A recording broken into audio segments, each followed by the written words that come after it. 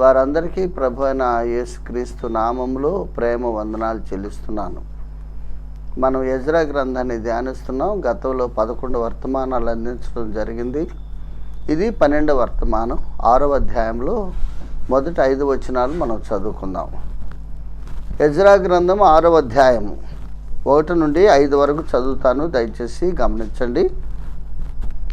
అప్పుడు రాజైన దర్యావేషు ఆజ్ఞ ఇచ్చినందున బబులోనులో ఖజానాలోని దస్తావేజు కొట్టులు వెతకగా మాదీయుల ప్రదేశమందు ఎగ్బతానా అను పురములో ఒక గ్రంథము దొరికెను. దానిలో వ్రాయబడి ఉన్న ఈ సంగతి కనబడెను. రాజైన కోరెషు ఏలుబడిలో మొదటి సంవత్సరమందు అతడు యెరూషలేములో ఉండి దేవుని మందిరమును గూర్చి నిర్ణయించినది. బలులు అర్పించతగిన స్థలముగా మందిరము కట్టింపబడవలెను. దాని పునాదులు గట్టిగా వేయబడవలెను. దాని నిడివి 60 మూరలను, దాని వెడల్పు 60 మూరలను ఉండవలెను. 3 వరుసల గొప్ప రాళ్ల చేతను, 1 వరుస క్రొత్త మ్రానుల చేతను కట్టింపబడవలెను. దాని వ్యయమును రాజు యొక్క ఖజానాలో నుండి ఇయ్యవలెను. మరియు యెరూషలేములోనున్న ఆలయములో నుండి నెబుకద్నెజరు బబులోనుకు తీసుకుని వచ్చిన దేవుని మందిరం యొక్క వెండి బంగారు ఉపకరణములు తిరిగి అప్పగింపబడి యెరూషలేములోనున్న మందిరమునకు తేబడి దేవుని మందిరములో వాటి స్థలమందు పెట్టబడవలెను. మనం చదువుకున్న ఈ పరిశుద్ధ లేఖన భాగాన్ని మన ప్రియరక్షకుడు దీవించునుగాక. ప్రభునందు ప్రియమైన సోదరి సోదరులారా, గత వర్తమానంలో 5వ అధ్యాయంలో దేవుని ప్రజలు ఆ మందిరం కడుతూ ఉండగా అక్కడున్న గవర్నర్, ఆయన సహాయకుడు ఆ మందిరాన్ని పరిశీలించి, ఆ స్థలాన్ని పరిశీలించి, వారు చేసే పనిని పరిశీలించి ఆ వివరాలు రాజుగారికి ఉత్తరం రాసి, మరి వీరు గతంలో ఎవరో కోరేష్ అనే చక్రవర్తి ఆజ్ఞ ఇచ్చినందున ఈ మందిరం కడుతున్నామని వాళ్ళు చెప్పారు. కాబట్టి మీరు దస్తావేజుల కొట్టులో వెతికి వీళ్ళు చెప్పే మాటలు యథార్థమో కాదో మీరు మాకు తెలియచేయాలని రాజుగారికి ఉత్తరం రాయటం మనం గమనించాం. అందులో అనేక అమూల్యమైన సత్యాలు మనం ధ్యానం చేయగలిగాం. ఇప్పుడు 6వ అధ్యాయంలో ఆ గవర్నర్ పంపిన ఉత్తరాన్ని రాజుగారు అందుకున్నాడు. అందుకొని ఇప్పుడు 6వ అధ్యాయం ప్రారంభంలో రాజైన దర్యావేషు ఆజ్ఞ ఇచ్చినందున అంటే ఆ ఉత్తరం తీసుకున్నాడు, చదువుకున్నాడు. వెంటనే దర్యావేషు తన పని వారికి ఆజ్ఞ ఇచ్చాడు. అది ఎంతవరకు నిజమో కాదో మీరు తెలుసుకోండి. దస్తావేజుల కొట్టులో ఆ పుస్తకాలు వెతకండి, అది యథార్థమో కాదో మీకు అర్థమవుతుంది అన్నప్పుడు వారు వెతికారు. అక్కడ మనం చూసినప్పుడు మాదీయుల ప్రదేశమందు ఎగ్బతానా అనే పురములో ఒక గ్రంథం దొరికింది. ఆ గ్రంథంలో విషయాలు ఇప్పుడు మనం ధ్యానం చేయబోతున్నాం.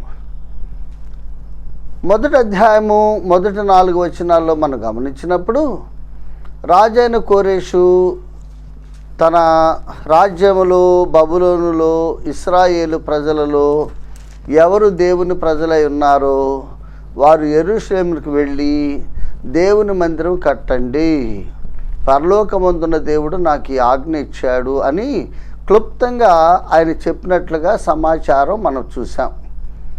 అక్కడే వివరాలు లేవు. అయితే ఆయన ఇచ్చిన పూర్తి ఆజ్ఞ, పూర్తి వివరాలు ఇప్పుడు 6వ అధ్యాయంలో మనం చూస్తున్నాం. 6వ అధ్యాయంలో కేవలం ఆ మాటలు మాత్రమే కాదు, ఆ మందిరం ఎలా కట్టాలి అవన్నీ కూడా ఒక అన్యుడైన రాజు స్పష్టంగా మరి దేవుని ప్రజలతో చెప్తున్నట్లుగా మనం చూస్తున్నాం. చూడండి 3వ వచనం నుండి, రాజైన కోరేషు ఏలుబడిలో మొదటి సంవత్సరమందు అతడు యెరూషలేము నుండి దేవుని మందిరమును గూర్చి నిర్ణయించినది. కోరేషు ఎవరు? ఒక అన్యుడైన రాజు. అన్యుడైన రాజు దేవుని మందిరాన్ని గురించి 7 సంగతులు చెప్పాడండి. 7 విషయాలు ఈ 5 వచనాలలో వ్రాయబడ్డాయి. మనం ఈ 7 విషయాలు మనం ధ్యానం చేయాలి.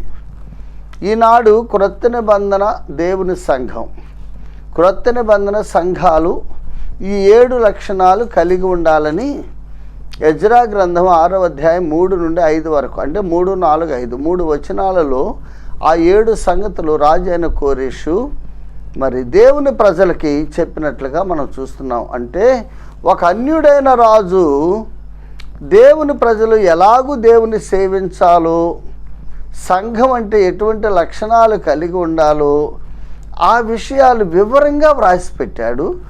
ఏ విషయాలు ఇక్కడ వ్రాయబడి ఉన్నట్లుగా ఆ దస్తావేజుల కొట్టులో ఆ గ్రంథం దొరికినప్పుడు రాజుగారికి ఆ విషయాలు వారు వివరించి చెప్పినట్లుగా మనం చూస్తున్నాం.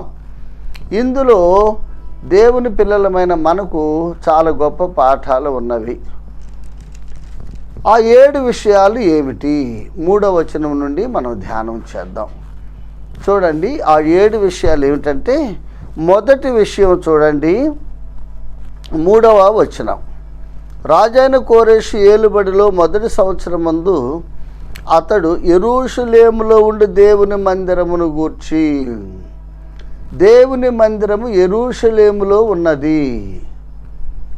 గమనించాలి, దేవుని మందిరము యెరూషలేములో ఉన్నది. దేవుని మందిరం యెరూషలేములో ఉన్నది. యెరూషలేములో ఉన్న దేవుని మందిరాన్ని గురించి ఆయనకేం తెలుసండి?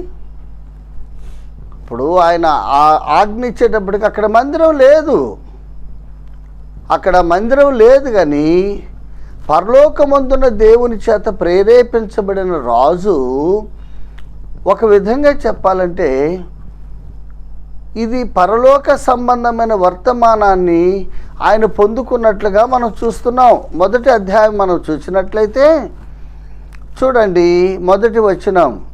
పారసీక దేశపు రాజైన కోరేషు ఏలుబడిలో మొదటి సంవత్సరమందు ఇర్మియా ద్వారా పలుకబడిన తన వాక్యమును నెరవేర్చుటకై యెహోవా పారసీక దేశపు రాజైన కోరేషు మనసును ప్రేరేపించుగా.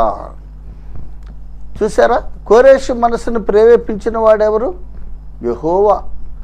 పరలోకమందున్న దేవుడు కోరేషుని ప్రేరేపించాడు. కాబట్టి యెరూషలేములో దేవుని మందిరము ఉన్నది. ఆ దేవుని మందిరము ఈ విధంగా ఉండాలని ఆయనకు తెలియజెప్పిన వాడు కూడా పరలోకమందున్న దేవుడే. ఆయన ఏ ధర్మశాస్త్రాన్ని చదవలేదు, ఆయన మోషే ధర్మశాస్త్రాన్ని చదవలేదు. సొలొమోను కాలంలో సొలొమోను మందిరాన్ని ఎలా కట్టించాడో కోరేషుకు తెలియదు. కానీ మొదటిసారిగా చెప్తున్నాడు, దేవుని మందిరము యెరూషలేములో ఉండాలి. ఆ తర్వాత 2వ మాట మనం గమనించినప్పుడు చూడండి, ఆ మందిరం ఎలా ఉండాలి? 2వ సత్యం, బలులు అర్పింపదగిన స్థలముగా మందిరము కట్టింపబడవలెను. బలులు అర్పింపబడిన స్థలము. మందిరం దేనికండి? బలులు అర్పించడానికి, అనగా ఆరాధన జరగాలి. బలులు అంటే ఏమిటి? క్రొత్త నిబంధన భాషలో ఆరాధన. మందిరంలో ఆరాధన ఉండాలి. ప్రియమైన దేవుని పిల్లలారా, మందిరము అనగా క్రొత్త నిబంధన భాషలో సంఘము అని మాటికి మనం జ్ఞాపకం చేసుకుంటున్నాం. సంఘంలో ముఖ్యమైనది ఏదంటే ఆరాధన. ఆ సంఘమునకు కర్త, సంఘమునకు ప్రాణమర్పించిన వాడు ఆ ప్రియ ప్రభువును మనం జ్ఞాపకం చేసుకోవాలి, ఆరాధన చేయాలి. మందిరము ఆరాధన కొరకే. ఇది మరలా నేను నొక్కి చెప్తున్నా. మందిరం ఎందుకు? ఆరాధన కొరకు. ఆరాధన చేసే స్థలం ఎలా ఉండాలి? ఇక్కడ చాలా స్పష్టంగా రాశాడు, ఈ అన్యుడైన రాజు బలులు అర్పింపదగిన స్థలముగా మందిరము ఉండవలెను. బలులు అనగా ఆరాధన చేసే స్థలముగా దేవుని సంఘము ఉండాలి. మరి ఆరాధన చేసే దేవుని పిల్లల మధ్య దేవునికి ఆరాధన జరిగించాలంటే వారు ఎటువంటి వారై ఉండాలి? ఒకసారి కొరింథీయులకు రాసిన మొదటి పత్రిక అపోస్తలుడైన పౌలు కొరింథీయులకు రాసిన మొదటి పత్రిక 14వ అధ్యాయం 33వ వచనం చదువుతున్నా. పరిశుద్ధుల సంఘములన్నిటిలో దేవుడు సమాధానమునికే కర్త, కానీ అల్లరికి కర్త కాడు. అల్లరికి కర్త కాడు. అల్లరి చేసుకుంటూ ఆరాధన చేసేది ప్రభు అంగీకరించడు. అల్లరి ఉన్న చోట ఆరాధనకి విలువ లేదు. అల్లరి ఉన్న స్థలములో ఆరాధన ద్వారా ప్రభుకి మహిమ రాదు. ఆలోచన చేయాలి. మొదటి శతాబ్దంలో కొరింథీ సంఘానికి లేఖ వ్రాస్తూ, మన ప్రియ ప్రభువు అనగా దేవుడు సమాధానమునికే కర్త, అల్లరికి కర్త కాదు. అనగా ఆరాధన కంటే ముఖ్యము సమాధానమని ఎరగాలి. బలులు అర్పించదగిన స్థలముగా దేవుని సంఘము ఉండవలెను. బలులు అర్పించు వారి మధ్యలో సమాధానము ఉండవలెను. సమాధానం లేకుండా అల్లరి కార్యాలు కలిగి ఉండి మనము చేసే ఆరాధన ప్రభు అంగీకరించడు. ప్రియమైన దేవుని పిల్లలారా, ఆలోచన చేయండి. రాజైన కోరేషు ద్వారా ఈనాడు క్రొత్త నిబంధన సంఘాలకి ప్రభు ఇచ్చిన సందేశం ఇది. మనం ఆరాధన చేస్తున్నది యథార్థమే ప్రతి ప్రభుదినం. అయితే మన మధ్యలో సమాధానం కలిగి ఆరాధన చేస్తున్నామా, అల్లరి కలిగి, అల్లరి కార్యాలు కలిగి, అల్లరి చేష్టలు చేస్తూ? అల్లరి చేష్ట అంటే ఒక విధంగా ఇదే పత్రిక, కొరింథీయులకు రాసిన మొదటి పత్రికే 3వ అధ్యాయము. ఈ కొరింథీ పత్రికలో ఉన్న విశ్వాసులు, కొరింథీ సంఘంలో ఉన్న విశ్వాసులు ఆరాధన చేస్తున్నారు కానీ వారి మధ్య ఏమున్నవి? 3వ అధ్యాయము 3వ వచనం చదువుతున్నా. మీలో అసూయయు కలహమును ఉండగా జగడాలు ఆడుకుంటూ ఆరాధన చేస్తున్నారు, కలహప్రియులుకుంటూ ఆరాధన చేస్తున్నారు. మరొక మాట చెప్పాలంటే 6వ అధ్యాయంలో కోర్టులలో వ్యాజ్యాలు వేసుకుంటూ ఆరాధన చేస్తున్నారు. 5వ అధ్యాయాలు చూస్తే జారత్వాలు, వ్యభిచారం ఉన్నది ఆరాధన చేస్తున్నారు. విగ్రహారాధన ఉన్నది ఆరాధన చేస్తున్నారు. దయ్యముల బోధ ఉన్నది ఆరాధన చేస్తున్నారు. ఆలోచన చేయండి. దేవుని మందిరం అనగా జీవము గల దేవుని సంఘము బలులు అర్పించదగిన స్థలముగా ఉండవలెను. నేడు మన సంఘాలు ఇలా ఉన్నాయా? మన సంఘాలలో మనందరం ఆరాధన చేస్తున్నామండి. బలులు అర్పించడం అంటే పాత నిబంధన భాషలో, క్రొత్త నిబంధన భాషకు మనం అన్వయించుకుంటే ఆరాధించుట మన ప్రియ రక్షకుని. ఎలా ఆరాధిస్తున్నాం? జగడాలు చేసుకుంటూ, కలహాలు ఉంటూ, అసూయలు ఉంటూ, జగడాలు ఉంటూ, కక్షలు ఉంటూ, రకరకాల భేదాలు కలిగి ఉండి మనం చేసే ఆరాధన మన ప్రియ రక్షకుడు అంగీకరిస్తాడా? బలులు అర్పించ తగిన స్థలము, మీలో కలహాలు ఉండకూడదని ఒక అన్యుని ద్వారా పరలోకమందున్న దేవుడు మనల్ని హెచ్చరిస్తున్నాడు. మనల్ని మనం పరీక్ష చేసుకోవాలి. మనం ఆరాధన చేస్తున్నాం కానీ మనలో ఇంకా కలహాలు ఉన్నవి, అసమాధానం ఉన్నది, అన్యాచారాలు ఉన్నవి, అక్రమమైన విధానాలు ఉన్నవి, మరి ఒకరి మీద ఒకరికి వ్యాజ్యాలు ఉన్నవి. ఆరాధన చేస్తున్నాం. ఇది న్యాయం అండి? బలులు అర్పించదగిన సంఘమేనా మన సంఘము? మనం అర్పించే బలులు మన ప్రియరక్షకుడు అంగీకరిస్తున్నాడా లేక విచారిస్తున్నాడా? ఆలోచన చేయాలి. చాలా స్పష్టంగా చెప్పాడు. మీరు కట్టే దేవుని మందిరం, మీరు యెరూషలేము వెళ్ళాలి కదా, యెరూషలేము వెళ్ళండి, మందిరం కట్టండి. మందిరానికి ఒక ముఖ్యమైన ఒక లక్షణం ఉండాలి. ఆ మందిరము బలులు అర్పించ తగిన మందిరమై ఉండాలి, స్థలమై ఉండాలి. అలాగైతే మీరు ఎక్కడైతే ప్రభుని సేవించాలనుకుంటున్నారో ఆ స్థలములో, అనగా ఆనాడు ఆ స్థలము, ఈనాడు సంఘము, ఆ సంఘములో అన్యాచారాలు ఉండకూడదు, లోకానికి ప్రవేశం లేదు, అసూయలకు తావు లేదు, కక్షలకు తావు లేదు, కుట్రలకు తావు లేదు, కుళ్ళుకు తావు లేదు, అబద్ధాలకు తావు లేదు, కోర్టు తీర్పులకు తావు లేదు, విగ్రహారాధనకు తావు లేదు. చాలా స్పష్టంగా వ్రాయబడింది. బలులు అర్పించదగిన స్థలముగా మందిరము కట్టింపబడవలెను.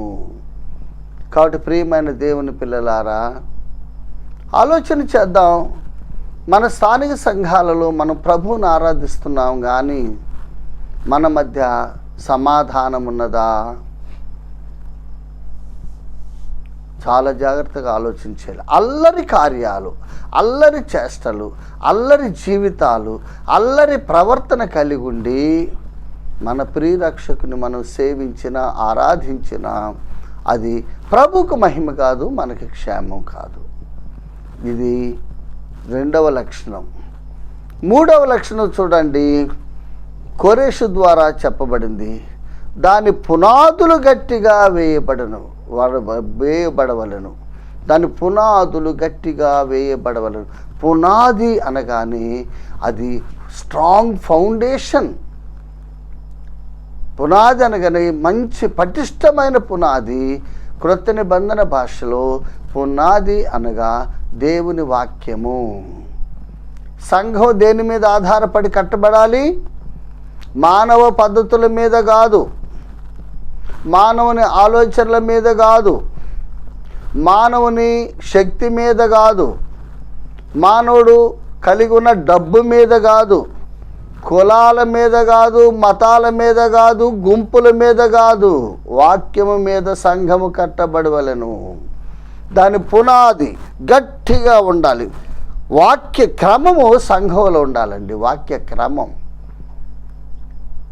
ఈనాడు చాలా సంఘాలలో వాక్య క్రమం లేదండి. వాక్యానికి చోటు లేదు, వాక్య క్రమానికి చోటు లేదు, వాక్యమునకు విలువ లేదు. అది చాలా ముఖ్యం. మందిరం పునాదికి ఏది ఆధారం అనగా వాక్యము. ఈనాడు సంఘానికి ముఖ్యమైనది ఏమిటండి? వాక్యమే కదా. మనం క్రొత్త నిబంధనలు ఎక్కడ చూసినా వాక్యము, వాక్యము, వాక్యము. మన ప్రియ ప్రభు ఎక్కడికి వెళ్ళినా ఏం చెప్పాడు? వాక్యము బోధించినాడు. వాక్యము ద్వారానే ప్రజలకు మేలు. వాక్యము ద్వారానే ఒక పాపి ప్రభు దగ్గరకు వస్తాడు. ఒక స్థానిక సంఘం యొక్క పునాది వాక్య క్రమం. ఈనాడు చాలా సంఘాలు ఉన్నాయి, కానీ అక్కడ వాక్య క్రమం లేదు. మానవుని ఆలోచనలు ఉన్నాయి, మానవుని ఇష్ట ప్రకారం సంఘాలు కట్టబడుతున్నాయి. ఒక మనుష్యుడు చెప్పిన రీతిగా సంఘం నడపబడుతూ ఉన్నది. అది క్రమమా? ప్రతి స్థానిక సంఘానికి ముఖ్యమైనది వాక్యం. వాక్యము లేని సంఘము ప్రభువుకు మహిమకరమైనది కాదు. అది బండ మీద కట్టబడిన సంఘాన్ని పోలి ఉండదు, ఇసుక మీద కట్టబడిన సంఘాన్ని పోలి ఉంటుంది. ఈనాడు చాలా సంఘాలలో వాక్యానికి చోటు లేదు. ప్రియమైన దేవుని పిల్లలారా, మనం దేవుని పిల్లలను, వాక్యానికి మనం ప్రథమ స్థానం ఇస్తున్నామని చెప్పుకుంటున్నాం, కానీ మన సంఘాలలో వాక్యానికి చోటు ఉన్నదా? వాక్యానికి విలువ ఉన్నదా? వాక్యానికి మనం ప్రథమ స్థానం ఇస్తున్నామా? మన సంఘాలలో వాక్య ప్రకారం మనం జీవిస్తున్నామా? మన సంఘాలలో వాక్య ప్రకారం మనం కార్యాలు జరుపుతున్నామా? వాక్య ప్రకారం నిర్ణయాలు జరుగుతున్నాయా? ఆలోచన చేయాలి. కొన్ని సందర్భాలు వచ్చేసరికి మనమే, ఎవరో కాదు, మనమే వాక్యాన్ని ప్రక్కన పెట్టి స్వానుభవాన్ని లేక సొంత అభిప్రాయానికి చోటిస్తున్నాం. ప్రియమైన దేవుని పిల్లలారా, రాజైన కోరిష్ అన్నాడు, దాని పునాదులు గట్టిగా వేయబడవలెను. సంఘానికి వాక్య క్రమము ముఖ్యము. అది పటిష్టంగా ఉంటే సంఘం పటిష్టంగా ఉంటుంది. చాలా సంఘాలలో వాక్యానికి చోటు లేదండి. వాక్యానికి చోటు లేదు. మనుషుల ఇష్టాలు నెరవేర్చుకుంటున్నారు. ప్రభువుకి మనం లెక్క చెప్పాలి. స్థానిక సంఘము సత్యమునకు స్తంభము. ఎలాగూ సత్యమునకు స్తంభం అంటే వాక్య క్రమాన్ని మనం పాటించినప్పుడు, వాక్యానికి లోబడినప్పుడు, వాక్యాన్ని అంగీకరించినప్పుడు, వాక్యాన్ని మన జీవితాలలో ఆచరించినప్పుడు. ప్రియమైన దేవుని పిల్లలారా, దేవుని సంఘానికి ఉండవలసిన 3వ లక్షణం దాని పునాదులు అనగా వాక్యము ఉండాలి. వాక్యము ఉండాలి. వాక్యము లేని సంఘము నిర్జీవమైన సంఘం అని మనం నేర్చుకోవాలి. 4వ లక్షణం చూడండి, దాని నిడివి 60 మూరలు, దాని వెడల్పు 60 మూరలు. దాని నిడివి 60, దాని వెడల్పు 60. ఎటు చూసినా సమానమైన కొలతలు. దానికి క్రొత్త నిబంధన భాషలో పరిశుద్ధత అని మనం పేరు పెట్టవచ్చు. పరిశుద్ధత. దేవుని సంఘానికి ముఖ్యమైనది ఏమిటి? పరిశుద్ధత. పరిశుద్ధత. పరిశుద్ధత. మన ప్రియ ప్రభు పరిశుద్ధుడు కదండి. మన సంఘంలో పరిశుద్ధత ఉండాలి. చాలా సంఘాలలో పరిశుద్ధతకు చోటు లేదు. ఇష్ట ప్రకారం కార్యక్రమాలు చేస్తున్నారు. మనం చదువుకున్న 14వ అధ్యాయం కొరింథీయులకు రాసిన మొదటి పత్రిక 33లో పరిశుద్ధుల సంఘము. యేసు ప్రభువు నమ్మిన వారు పరిశుద్ధులు. ఈ పరిశుద్ధులలో పరిశుద్ధతలో పెంచకూడదు. ఇవన్నీ మనకు పాఠాలే. చాలా సంఘాలలో చాలా కార్యకలాపాలు ఉంటాయి, యాక్టివిటీస్ ఉంటాయి, కార్యక్రమాలు ఉంటాయి. పరిశుద్ధత లేదు. అపరిశుద్ధులు పరిశుద్ధుడైన దేవుని పూజిస్తున్నారు. అపరిశుద్ధులు పరిశుద్ధుడైన దేవుని జీవము గల సంఘములో నాయకులుగా ఉంటున్నారు, సేవకులుగా ఉంటున్నారు. ఇదేమి న్యాయం అండి? దాని నిడివి 60, దాని వెడల్పు 60. ఎటు చూసిన 60. ఏం తేడా లేదు. అనగా అది పరిశుద్ధతకు సాదృశ్యం. దేవుని సంఘములో పరిశుద్ధత చాలా ముఖ్యం. మన ప్రియ ప్రభువు గురించి ఒక మాట చూద్దాం. దేవుని సంఘాన్ని గురించి అక్కడ వ్రాయబడిన మాట చూడండి. 96వ కీర్తన. పరిశుద్ధత అనే దానికి మరి ఇక్కడ చాలా స్పష్టంగా వ్రాయబడి ఉంది. 96వ కీర్తన 9వ వచనం, పరిశుద్ధాలంకారములు ధరించుకొని యెహోవాకు నమస్కారం చేయడి. పరిశుద్ధాలంకారములు. ప్రియమైన దేవుని పిల్లలారా, కొన్నిసార్లు ఇలాంటి విషయాలు వివరించడం కొంత ఇబ్బందికరం. అయినా వాక్యం ఇది. దేవుని వాక్యం ఉన్నది ఉన్నట్టుగా చెప్పక తప్పదు. యేసు రక్తంలో కడుగబడిన విశ్వాసులు. నేను పలు పర్యాయాలు చెప్తా ఉంటా.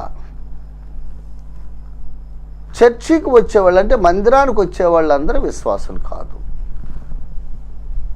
ఆరాధన చేసే వాళ్ళందరూ విశ్వాసులని చెప్పడానికి మనకు ఆధారం లేదు. యేసు రక్తంలో కడుగబడిన దేవుని పిల్లలు మందిరానికి ఎలా రావాలో ఈ వచనం సెలవిస్తుంది. తెలుసా? మందిరానికి ఎలా రావాలండి?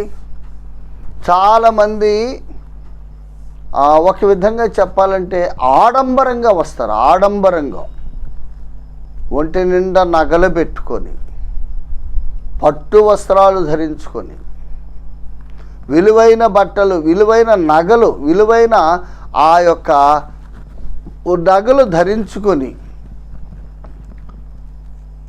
దేవుని మందిరానికి వస్తారు. ఆలోచన చేయండి, యేసు ప్రభువుని నమ్మిన దేవుని పిల్లలకి ఏ అలంకారం కావాలి? ఏ అలంకారం కావాలి? ఒక్కసారి తిమోతికి వ్రాసిన మొదటి పత్రిక, ఈ సత్యాలు మనం నేర్చుకోవాలి. మనం పరిశుద్ధులమని కేవలం నోటితో చెప్పుకుంటే కుదరదు. చూడండి, 8వ వచనములో, 2వ అధ్యాయము 9వ వచనంలో ఒక మాట చదువుతా. తగుమాత్రపు వస్త్రముల చేతనే, తగుమాత్రపు వస్త్రముల చేతనే. సింప్లిసిటీ ఉండాలి దేవుని సన్నిధికి వచ్చేవారికి. విపరీతమైన ఆర్భాటంగా, అతిశయంగా, విపరీతంగా అలంకరించుకొని దేవుని సన్నిధికి రావడం అంత దేవుని వాక్యం అంగీకరించే విషయం కాదు. మనం వెళ్ళే దేవుని సన్నిధికి, దేవుని సన్నిధిలో మనం ఎవరమండి? కేవలం జస్ట్ డస్ట్ అంతే. మనం ఒక దుమ్ము, ఒక ధూళి. ఆలోచన చేయాలి. తగుమాత్రపు వస్త్రముల చేత. 96వ కీర్తనలో భక్తుడు అన్నాడు, పరిశుద్ధ అలంకారములు ధరించుకొని దేవుని సన్నిధికి రావాలి. మన ప్రియ ప్రభు పరిశుద్ధుడు. సంఘంలో పరిశుద్ధత ముఖ్యమండి. ఇక మీరేమన్నా చెప్పండి, పరిశుద్ధత ముఖ్యం. దాని వెడల్పు, దాని పొడవు సమానం, అనగా పరిశుద్ధత ముఖ్యం. సంఘంలో దేవుని పిల్లలు పరిశుద్ధులుగా ఉండవలసిన దేవుని పిల్లలు ఆ పరిశుద్ధతను కాపాడుకోవాలంటే తగుమాత్రపు వస్త్రములు చాలు.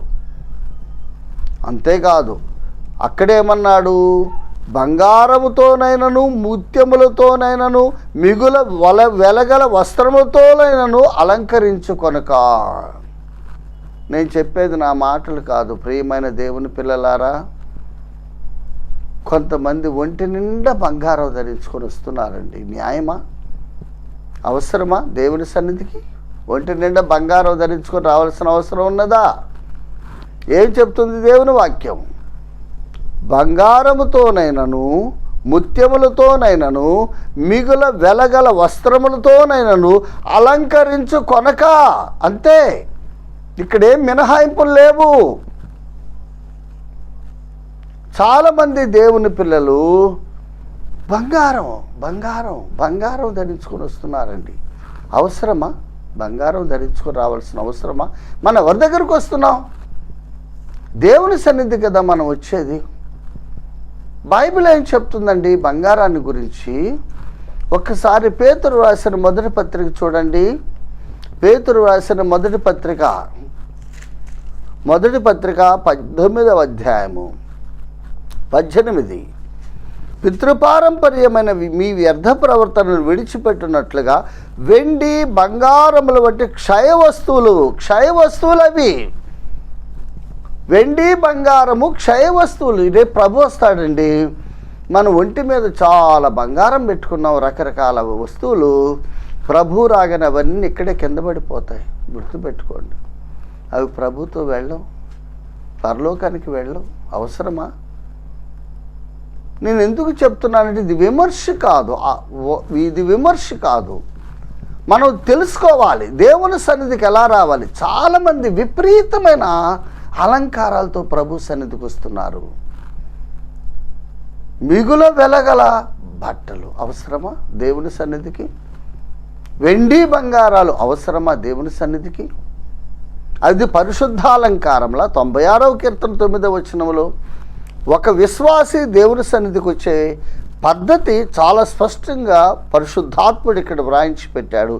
పరిశుద్ధాలంకారములు ధరించుకొని. అది అలంకారం ఉండాలట విశ్వాసికి. అది పరిశుద్ధ అలంకారం. ఏమిటి పరిశుద్ధ అలంకారం అంటే?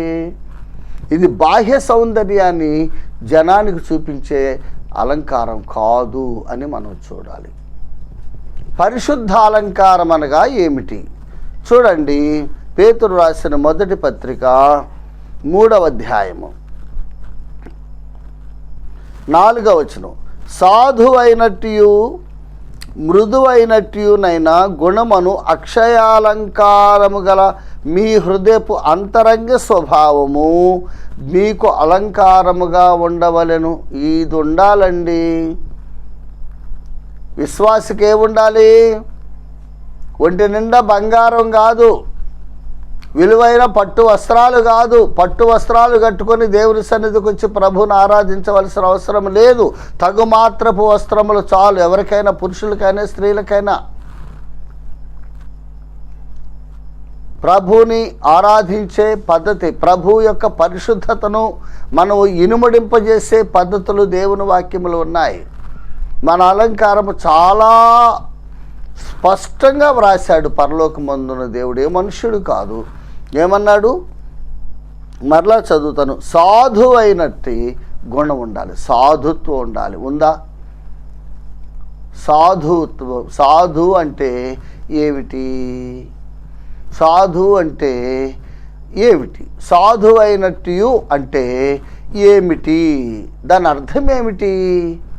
ఒక విశ్వాసి ఈ లక్షణంతో వచ్చి ప్రభు సన్నిధిలో వచ్చి ప్రభు యొక్క పరిశుద్ధతను కాపాడాలట. మరి సాధు అయినట్టు అంటే ఇదేంటి? దాని అర్థం అక్కడ క్లారిటీ లేదు, వివరణ లేదు. ఇప్పుడు దాని వివరణ కావాలంటే ఒకసారి తెస్సలోనికైలకు రాసిన మొదటి పత్రిక రండి. దైవజనుడైన పౌలు తెస్సలోనికైలకు రాసిన మొదటి పత్రిక 2వ అధ్యాయము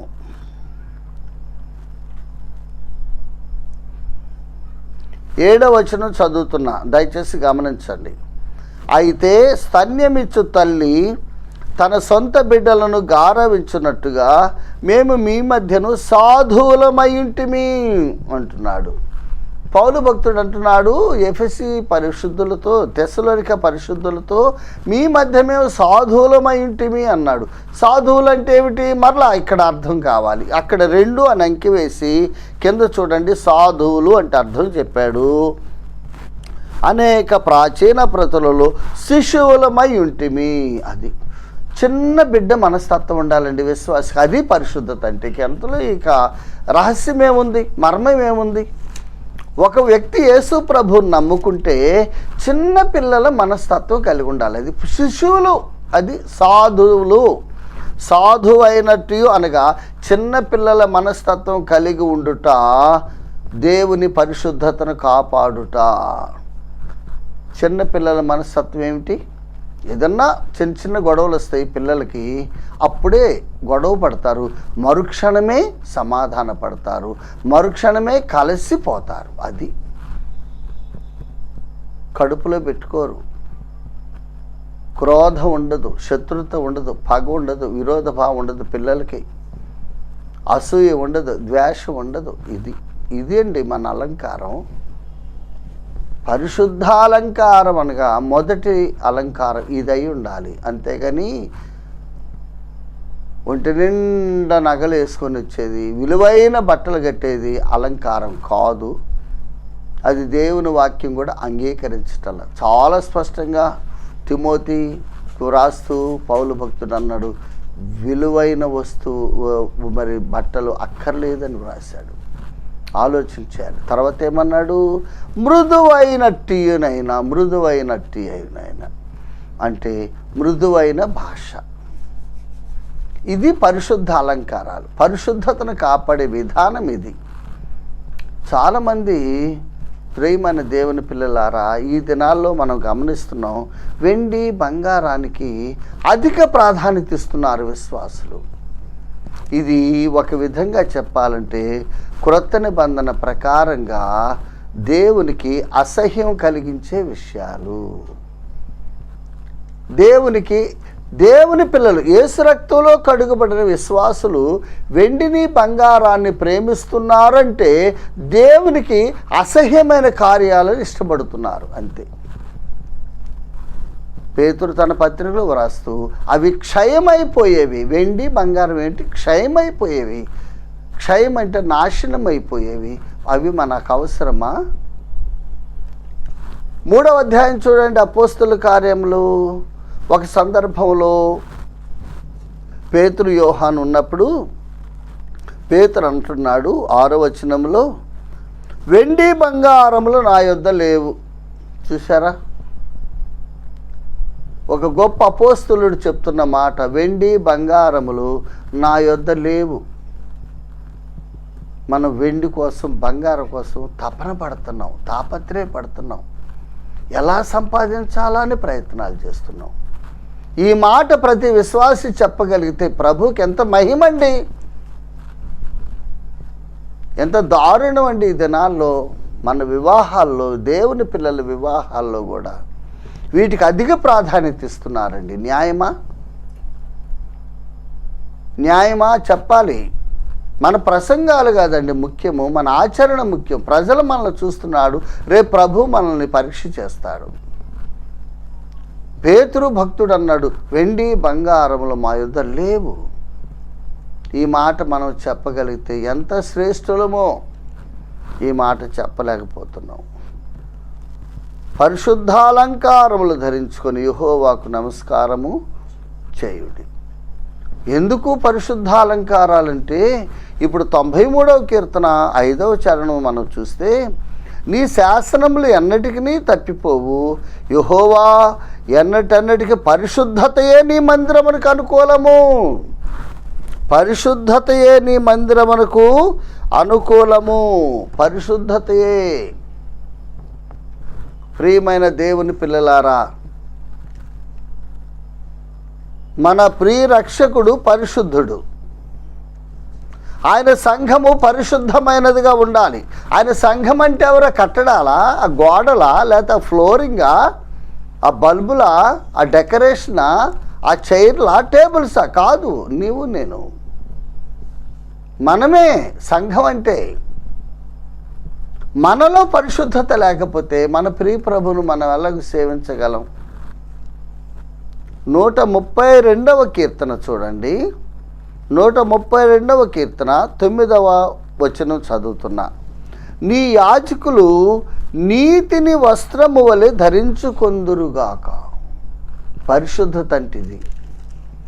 నీ యాజకులంటే విశ్వాసులు, రాజులైన యాజక సమూహం, యేసు రక్తంలో కడుగబడ్డ దేవుని పిల్లలు. దేనిని ధరించుకోవాలి? నీతిని వస్త్రము వలె ధరించుకొందురుగాక. కాబట్టి ప్రియమైన దేవుని పిల్లలారా, ఆలోచన చేద్దాం. దేవుని సంఘానికి, దేవుని మందిరానికి ఉండవలసిన మరొక ప్రముఖమైన లక్షణం రాజైన కోరిష్ ద్వారా పరలోకమందున్న దేవుడు సెలవిస్తున్నాడు.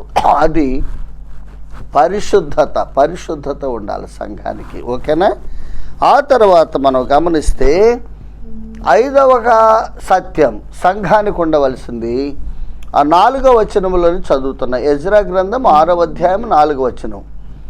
3 వరుసలు గొప్ప రాళ్ల చేత, గొప్ప రాళ్ళు, గొప్ప రాళ్ల చేత.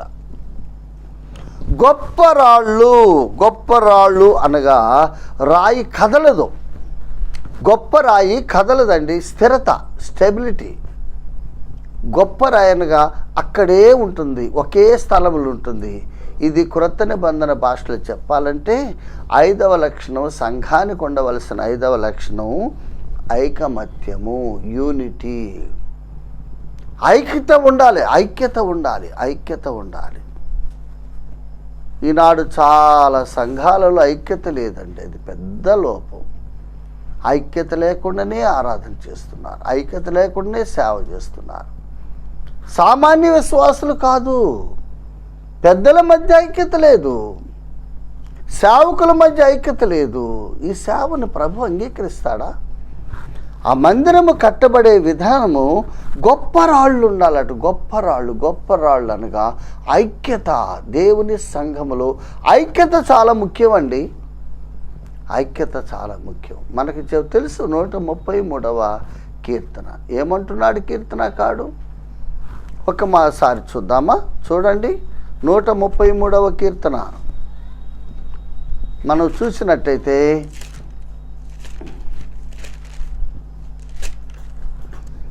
సహోదరులు ఐక్యత కలిగి నివసించుట ఎంత మేలు, ఎంత మనోహరము. ఐక్యత కలిగి నివసించుట ఎంత మేలు, ఎంత మనోహరము. మొదటి శతాబ్దంలో దేవుని కార్యాలు అద్భుతంగా జరిగాయి. దేవుని ప్రజలు, దేవుని పిల్లలు చాలా అద్భుతమైన సేవ చేశారు. వారు ప్రభువుకి ఎంతో మహిమ తెచ్చారు. కారణం ఏంటి? ఈనాడు మనం ఏదో అనుకుంటున్నాము కానీ మన ద్వారా మన ప్రభుకి మహిమ వస్తుందా? మన సంఘాల ద్వారా, మన సేవ ద్వారా ప్రజలు మన ప్రభువుని మహిమపరిచేవారు ఉన్నారా? ఒకసారి ఆత్మ పరిశీలన చేసుకోవాలి.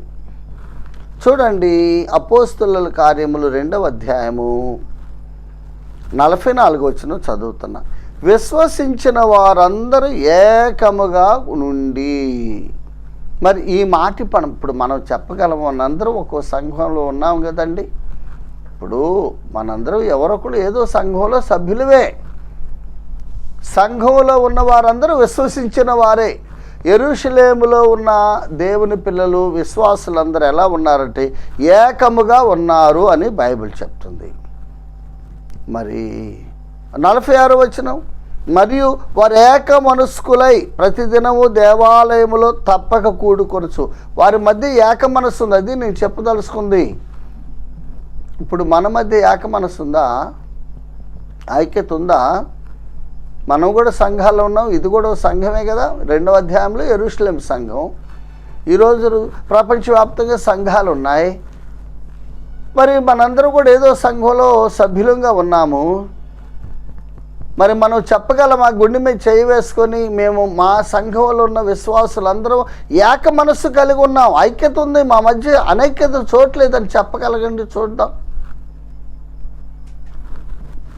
చాలా విచారం. ఈనాడు ఏ సంఘంలో చూసిన ఐక్యత లేదు. ఏ సంఘంలో చూసిన ఐక్యత లేదు. ఐక్యత చాలా ముఖ్యమండి. ఐక్యత ఎందుకు లేదంటే కారకులు మనమే. ఎఫెసీయులకు రాసిన పత్రిక 4వ అధ్యాయం 1వ వచనం ప్రకారంగా ఆత్మ కలిగించే ఐక్యతని మనం ఏం చేస్తున్నాం? భంగం చేస్తున్నాం, పాడు చేస్తున్నాం. కాపాడుకొనుటలో శ్రద్ధ మనకు లేదు. ఒక స్థానిక సంఘంలో ఐక్యతకు భంగం కావడానికి కారణం ఏమిటి? అక్కడున్న విశ్వాసులే. యెరూషలేములో విశ్వాసులందరూ కూడా ఐక్యత కలిగి ఉన్నారని దేవుని వాక్యం సెలవిస్తూ ఉంది. ప్రియమైన దేవుని పిల్లలారా, ఇది 5వ లక్షణంగా మనం చూసాం. ఐక్యత ఉండాలి సంఘంలో. ఈ విషయాలు చెప్పింది ఎవరు? రాజైన కోరేషు. 6వ లక్షణం చూడండి. 3 వరుసలు గొప్ప రాళ్ల చేతను 1 వరుస క్రొత్త మ్రానుల చేతను కట్టింపబడవలను. దాని వ్రయమును రాజు యొక్క ఖజానాలో నుండి ఇవ్వవలను. ఇది 6వ లక్షణం. దాని వ్రయము అంటే ఆ మందిరము నిర్మాణం చేసే ఖర్చు రాజుగారి ఖజానాలో నుంచి ఇవ్వాలట. ఎక్కడ ఎవరి దగ్గర చేయి జాపకూడదు. ఎవరి దగ్గర చేయి జాపకూడదు. రాజుగారి ఖజానాలు తీసుకోవాలి. దీని అర్థం ఏమిటంటే క్రొత్త నిబంధన భాషలో సేవ, సువార్త సేవ. ఒక స్థానిక సంఘం తను చేసే ఏ సేవా కార్యక్రమం అయినా, అది ఎటువంటి సేవ అయినా, అవి సభలనండి, లేక సేవా కార్యక్రమాలు అనండి, లేక సువార్త దండయాత్రలు అనండి, లేక కొన్నిసార్లు కొన్ని అవసరాలను బట్టి కొన్ని స్థలాల్లో నూతన మందిరాలు కట్టబడాల్సిన అవసరం ఉందనుకోండి, అన్నిటికి కూడా రాజుగారి ఖజానాలో నుంచి. ఆనాడు రాజుగారు దర్యావేషు, ఈనాడు రాజు మన ప్రభు అయిన యేసుక్రీస్తు. మన ప్రభు అయిన యేసుక్రీస్తు యొక్క ఖజానా ఎక్కడున్నది? ప్రతి స్థానిక సంఘంలో ఉన్నది. ప్రతి స్థానిక సంఘంలో దేవుని పరిశుద్ధులు వేసే ఆ కానుకలే మన రాజుగారి ఖజానా. ఆ కానుకలు సమృద్ధిగా సరిపోతాయట. చూసారా? ఆ మందిర నిర్మాణం కోసం రాజుగారి ఖజానాలో సొమ్ము చాలు, అది దాని అర్థం. అలాగైతే మన స్థానిక సంఘాల ద్వారా మనం చేసే సేవా కార్యక్రమాలకి ఖర్చు పెట్టే సొమ్ము మన స్థానిక సంఘమే భరించాలి. మన స్థానిక సంఘంలో నుండి వచ్చే కానుకల ద్వారానే మనం సేవ చేయాలి. ఎవరి దగ్గర చేయి చాపకూడదు, ఎవరిని అడుక్కోకూడదు, ఎవరి దగ్గరికి వెళ్ళి అడగకూడదు. ఎవరిని యాచించకూడదు. ప్రభువు మనకిచ్చిన సమృద్ధిలో ప్రభు భాగాన్ని ఖచ్చితంగా మనం ప్రభువుకి ఇస్తే ప్రభు యొక్క సన్నిధిలో మనం ఇచ్చే సొమ్ము ఆ ఖజానాలో విస్తారంగా ఉంటుంది. మనం ఇవ్వడం లేదు కాబట్టి ఖజానా ఖాళీగా ఉన్నది. చాలా సంఘాలలో రాజుగారి ఖజానాలో డబ్బులు లేవు. కారణం ఏమిటి? ఆ సంఘంలో ఆదాయం లేదా? విశ్వాసులు ఉద్యోగాలు చేయడం లేదా? విశ్వాసులకు ఆదాయం లేదా? విశ్వాసులకు ఆదాయం బాగా ఉన్నది కానీ దేవుని సొమ్ము దేవునికి ఇవ్వడం లేదు. దేవునికి సొమ్ము దేవునికి ఇవ్వడం మానుకున్నారు. అందువల్ల ఆ ఖజానా ఖాళీ అయింది. ఏ చిన్న పని చేయాలన్నా డబ్బులు లేవుగా అంటున్నారు. దానికి డబ్బులు ఎట్లా అంటున్నారు? దేవుడు నీకు నాకు ఆదాయం ఇవ్వలేదా? రాజుగారి ఖజానా ఎందుకు ఖాళీ అయిందంటే మనము దేవుని సొమ్ము దాచుకొని మన సొంతానికి వాడుకుంటున్నా. మీ మలాకి గ్రంథ ప్రకారంగా అయితే మనము దొంగలము. దేవుని సొమ్మును మన సొంతానికి వాడుకుంటూ రాజుగారి ఖజానాలు సొమ్ము లేకుండా చేస్తున్నాం. ప్రియమైన దేవుని పిల్లలారా, రాజైన దర్యావేషు ఇచ్చిన ఆజ్ఞ, మందిర నిర్మాణం కోసం ఎవరిని మీరు అడగొద్దు, రాజుగారి ఖజానాలో నుంచి తీసుకోండి. చూసారా? మన రాజు ప్రభు యేసుక్రీస్తు. ప్రియమైన దేవుని పిల్లలారా, మన ప్రభు భాగం ప్రభుకి ఇద్దామండి. ప్రభు భాగాన్ని మన సొంతానికి వాడుకొని మనం ఏమీ దీవించబడతాం? ప్రభు భాగాన్ని వాడుకున్న వారు ఎవరు బాగుపడ్డారండి? దేవుని సొమ్ము దేవునికి ఇవ్వకుండా దీవించబడిన వారు లేరు. దేవుని సొమ్ము దేవునికి ఇచ్చి దీవెన పొందని వారు లేరు. గుర్తుపెట్టుకోవాలి. చాలామంది దేవుని సొమ్ము తమ సొంతానికి వాడుకుంటూ రాజుగారి ఖజానాన్ని ఖాళీ చేస్తున్నారు. కాబట్టి దేవుని సంఘంలో ఎవరున్నారు? దేవుని పిల్లలకు బదులుగా దేవుని సొమ్ము దొంగిలించే దొంగలకు నిలయమైంది సంఘాలు. ఈనాడు ఏ సంఘంలో చూసిన సొమ్ము లేదండి. సంఘానికి దేవుని సొమ్ము ఇచ్చేవాళ్ళు లేరు. కనీసం దేవుని భాగం దేవునికి ఇవ్వాలనే బాధ్యత మనకు లేదా? ఆలోచన చేయాలి. ఎంతకాలం? ప్రభు రాబోతున్నాడు. రేపు ప్రభుకి ఏం లెక్క చెప్తాం? కాబట్టి ప్రియమైన దేవుని పిల్లలారా, ఎందుకు దేవుని మందిరం పని సేవ ఎందుకు డబ్బులు లేవని ఎందుకు ఆగిపోతుందంటే మన వల్లనే. ఆలోచన చేయాలి. దాని వ్యయమును రాజు యొక్క ఖజానాలో నుండి ఇవ్వవలెను అని ఉంది. చివరిగా 5వ వచనంలో చివరి మాట చదువుతున్నాను. దేవుని మందిరములు వాటి స్థలమందు పెట్టబడవలెను. మొత్తం చదువుతా. మరియు యెరూషలేములో ఉన్న ఆలయములో నుండి నెబుకద్నెజరు బబులోనుకు తీసుకుని వచ్చిన దేవుని మందిరం యొక్క వెండి బంగారు ఉపకరణములు తిరిగి అప్పగింపబడి యెరూషలేములోనున్న మందిరమునకు తేబడి దేవుని మందిరములో వాటి స్థలమందు పెట్టబడవలెను. చూసారా? వాటి స్థలమందు. రాజైన సొలొమోను కాలంలో ఏ స్థలములో ఏ పాత్ర పెట్టాడో, ఏ వస్తువు పెట్టాడో, ఏ సామాను పెట్టాడో, ఇప్పుడు మీరు కట్టే మందిరంలో కూడా ఆ సామాను అదే స్థలములో ఉండాలి. ఏ మాత్రము కూడా మార్పు చేయకూడదు. ఇది 7వ సూత్రం. దీని అర్థం ఏమిటంటే, రాజైన సొలొమోను ఎప్పుడో కదా కట్టింది. ఇప్పుడు జెరుబ్బాబెలు యేషూవ నాయకత్వంలో మందిరం కడుతున్నారు. కానీ ఆ స్థానాలు మారకూడదట. దాని అర్థం ఏమిటి? ఒక్కసారి చూడండి. యూదా పత్రిక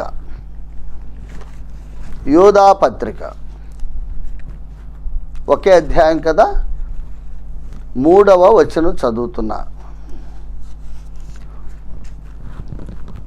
ప్రియులారా, మనకందరికీ కలిగే రక్షణను గురించి మీకు వ్రాయవలనని విశేష ఆసక్తి గలవాడనై ప్రయత్నపడుచుండగా ఇప్పుడు వినండి. పరిశుద్ధులకు ఒక్కసారే అప్పగింపబడిన బోధ నిమిత్తము మీరు పోరాడవలెను. మన పితరులు ఏ సత్యములో నిలిచి ఏ సత్యాన్ని మనకు అప్పగించాడో ఆ సత్యము నుండి ఒక పాయింట్ కూడా మనం ప్రక్కకి వెళ్ళకూడదు. అదే సత్యాన్ని మనం కడ వరకు గట్టిగా పట్టుకొని ఉండాలి. అది దాని స్థానములోనే వాటి స్థలం ముందు ఆ వస్తువులు పెట్టబడవలనంటే దాని అర్థం మన పితరులు ఏ సత్యములో మన యొక్క సహవాసాన్ని ప్రారంభించారో ఆ సహవాస క్రమాన్ని ఏ పరిస్థితుల్లో కూడా మనం మార్చకూడదు. మనకు మార్చే అధికారం లేదు. వారు లేఖనాలు పరిశోధించి ప్రార్థన చేసి ఈ సత్యాన్ని ప్రారంభించారు. ఈ సత్యాన్ని మనకు అప్పగించారు. మనకు అప్పగింపబడిన సంపద ఈ క్రొత్త నిబంధన సత్యాలు. అర్థమైందా? మనం మన పితరుల నుండి ఏ సత్యాలైతే మనం నేర్చుకున్నామో, మన పితరులు ఏ సత్యాలైతే మనకు అప్పగించారో, ఏ సత్యాల ప్రకారం మన ప్రభుని సేవించాలని మనకు బోధించారో, మనకు నేర్పించారో, వాటి నుండి ఒక్క అంగుళం కూడా ప్రక్కకు వెళ్ళకూడదు. అది వాటిలోనే మనం నిలిచి ఉండాలి. ఆ సత్యాలనే మనం పట్టుకోవాలి. ఆ సత్యాలలోనే సాగిపోవాలి. ఆ సత్యాలనే గట్టిగా నిలిచి ఉండాలి. ఆ సత్యాలనే మనం మన తర్వాత తరం వారికి అందించాలి. అది దాని అర్థం. ఈ దినాల్లో మనం ఒకసారి గమనించినట్లయితే చూడండి, సామెతల గ్రంథం మనం గమనించినట్లయితే ఈ దినాలు కొద్దిగా చెడ్డ దినాల్లాగా ఉన్నాయి. 22వ అధ్యాయం సామెతల గ్రంథం 22వ అధ్యాయంలో చూస్తే 28వ వచనం చదువుతున్నా. నీ పితరులు వేసిన పురాతనమైన పొలిమేర రాతిని నీవు తీసివేయకూడదు. ఇది మన పితరులు మనకు అప్పగించిన సత్యాలు. అది పొలిమేర రాయి. పొలిమేర రాయి అనేది ఎప్పుడు కదలదండి. అవి ఎన్ని తరాలు మారినా పొలిమేర రాయి ఎక్కడుందో అక్కడే ఉండాలి. మన పితరులు వేసిన పురాతనమైన పొలిమేర రాయంగా మన పితరులకు మనకు నేర్పిన క్రొత్త నిబంధన సత్యాల నుండి మనం తొలగించకూడదు, మనం తొలగిపోకూడదు. ప్రియమైన దేవుని పిల్లలారా, ఈ దినాల్లో నూతన తరం రకరకాల ఆలోచన కలిగిన విశ్వాసులు ఈనాడు సంఘాలలో ప్రవేశించారు. చాలామంది ఒక విధంగా చెప్పాలంటే అధునాతనమైన విశ్వాసులు ప్రవేశించారు సంఘాల్లో. అధునాతనమైన విధానాలు సంఘాల్లో కావాలంటున్నారు. ఇవన్నీ పాత విధానాలు, ఇవి ఒకప్పుడు విధానాలు. ఈ సత్యాలు ఇప్పుడు కాదు. ఇప్పుడు సత్యాలు మారాలంటున్నారు. వాక్యం మారదు, సత్యం మారదు. తరాలు మారినా, యుగాలు మారినా, ఎవరు మారినా దేవుని వాక్య క్రమం మారేది కాదు. దేవుని వాక్య సత్యాలు మారేవి కాదు. అవి ఎన్నడూ కూడా స్థిరమైనవి. దేవుని వాక్యం ఉన్నంతకాలం అదే సత్యాలు మనం కొనసాగించాలి. వాటిని ఇప్పుడు వివరించడానికి వల్ల పడదు. ప్రియమైన దేవుని పిల్లలారా, అన్యుడైన రాజు అయిన కోరేషు 7 సత్యాలు ఆ మొదటి అధ్యాయంలో ప్రారంభంలో పరిశుద్ధాత్ముడు మనకు తెలియజెప్పలేదు. కానీ ఇప్పుడు వెతికిన తర్వాత ఆ గ్రంథంలో దొరికిన విషయాలు మనం ధ్యానం చేశాము. దేవుని మందిరం యెరూషలేములో ఉండాలి అనేది రాజైన కోరేషు చెప్పాడు. దేవుని మందిరంలో ఆరాధన జరగాలి. అల్లరికి తావు ఉండకూడదు. దేవుని మందిరంలో వాక్య క్రమానికి చోటు ఉండాలి. అన్యాచారాలకి, వ్యక్తిగత ఆలోచనలకి, వ్యక్తిగత అభిప్రాయాలకు చోటు లేదు. 4వది చూస్తే దేవుని మందిరంలో పరిశుద్ధత ఉండాలి. 5వదిగా చూస్తే దేవుని మందిరంలో ఐక్యత ఉండాలి. 6వదిగా చూస్తే దేవుని మందిరంలో సువార్త సేవ ఉండాలి. 7వదిగా చూస్తే ప్రభువు మన పితరుల ద్వారా, మన పెద్దల ద్వారా మనకి ఏ సత్యాలైతే మనకు అప్పగించారో అది గొప్ప సంపద. ఆ సంపదను మనం కాపాడుకోవాలి.